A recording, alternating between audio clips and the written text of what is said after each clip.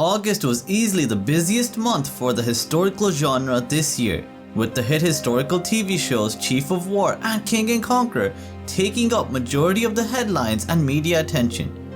But we have also received some major updates on 3 historical movies, a medieval TV show, and a fantasy movie failure for a film that I thought had a lot of potential.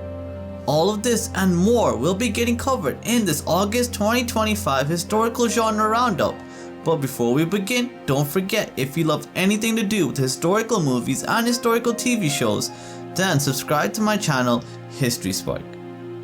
One of the most exciting pieces of news for August was that we got our first look and trailer for Robin Hood, one of my most anticipated historical TV shows for 2025. And in this trailer, it is really evident that this medieval epic series will have excellent cinematography, production quality, and set pieces, and it seems like Sean Bean, one of my favorite actors, will be featuring prominently in the series as well. For those of you who are unaware, Robin Hood is an upcoming historical TV show taking place during the 12th century in England, in which Robin Hood, the outlaw leader, fights against the cruelty of King John and the Sheriff of Nottingham, and his lover Marian infiltrates the Norman royal court to fight corruption from within. Robin Hood will have some top tier talent leading the cast, with Sean Bean confirmed to be playing the role of the ruthless Sheriff of Nottingham, and newcomer Jack Patton depicting the titular outlaw Rob himself, alongside Lauren McQueen as Marian and Connie Nielsen as Queen Eleanor of Aquitaine. And this series will be airing exclusively on MGM Plus, with the first 2 episodes premiering together on November 2nd, 2025, before weekly releases culminating in the season finale on December 28th. So Robin Hood looks like a great new historical TV show with its authentic filming locations capturing medieval villages and castles perfectly, and I can't wait to watch Robin Hood when it gets released this November. We also got some updates for the Odyssey, one of the most exciting upcoming historical fantasy movies for 2026. And we got a trailer for this upcoming film, which showed that this film will be an epic, action-packed and high-quality fantasy adventure.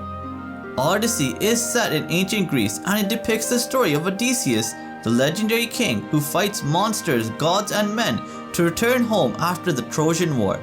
and his son Telemachus searches for his father while suitors plague his mother Penelope back in Ithaca. The Odyssey will have some top tier talent leading the cast, with Matt Damon confirmed to be playing the role of Odysseus, and Tom Holland depicting his son Telemachus, alongside Zendaya, Anne Hathaway, Robert Pattinson, Charlize Theron and John Bernthal, all featuring in supporting roles. So this is easily the best and most star-studded cast I have ever seen for any film ever, and Odyssey will also be directed by the legendary Christopher Nolan, one of the best directors in Hollywood, and I can't wait to watch Odyssey when it gets released to cinemas all across the world in July of 2026. August also saw some exciting updates for the Russell Crowe starring historical film Nuremberg, as we got the first official trailer released for this post-World War II movie alongside a confirmed release date as well.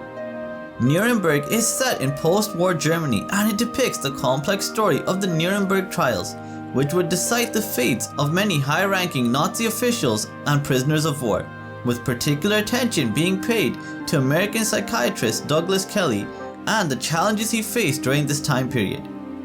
Nuremberg will have some top tier talent featuring within the film, with Rami Malek confirmed to be playing the role of Douglas Kelly and Russell Crowe depicting Hermann Göring, alongside Michael Shannon as Supreme Court Justice Robert H. Jackson. So definitely a talented and reliable cast, which means the acting in this film should be stellar. Nuremberg will be premiering at the Toronto International Film Festival on September 7, 2025, before its theatrical release on November 7th of this year, just ahead of the 80th anniversary of the actual Nuremberg trials. And I can't wait to watch Nuremberg when it gets released to cinemas later on this year, and if you think you might be interested in this film, then be sure to check out the trailer for the movie. There has also been another historical film confirmed for a November release this year as well, and it's a little known movie called Hamnet, with the first official trailer getting released just a few weeks ago. Hamnet will depict the emotional story of William Shakespeare and his wife Agnes as they grapple with the tragic death of their 11-year-old son, Hamnet, exploring how this devastating loss inspired the creation of Shakespeare's greatest masterpiece, Hamlet. Hamnet will have Paul Mescal starring as William Shakespeare and Jessie Buckley depicting his wife Agnes, alongside Joe Alwyn as Bartholomew and Emily Watson as Shakespeare's mother. So, a talented and acclaimed cast here means the acting in this film should be exceptional and probably one of the better elements of the movie as well. Hamnet will be having its world premiere at the Toronto International Film Festival on September 7, 2025, before its limited theatrical release on November 27, followed by a nationwide release on December 12th. And this film has already earned a perfect 100% score on Rotten Tomatoes after its Teleroute premiere, and I can't wait to watch Hamnet when it gets released to cinemas, as I think it will be a truly emotional and engaging historical film. And the last piece of news I wanted to discuss for August was one of the low points of the month, with that being the abysmal critical and commercial reception for the fantasy movie Red Sonja, which I personally had high hopes for, but it ended up being much worse than anyone could have expected. Red Sonja is currently sitting at a 4.5 on IMDb and a 57% on Rotten Tomatoes, with the film being widely criticized for its terrible pacing, low budget production values, wooden acting, and just a dull overall story. So pretty much every important aspect required to make a great film has been terribly executed in Red Sonja, and if these early reviews are anything to go off, I think I'll be giving Red Sonja a miss as well when it does eventually get released to the UK, and it is a film that I think most viewers will probably end up avoiding as well. But those are some of the most important and interesting updates for the month of August that I wanted to share. Let me know in the comments down below if there are any other pieces of news or updates that I may have missed out on. And as always, if you want to stay up to date with everything to do with historical movies and historical TV shows, then subscribe to my channel History Spark, and thank you so much for watching. Have a great day. Bye.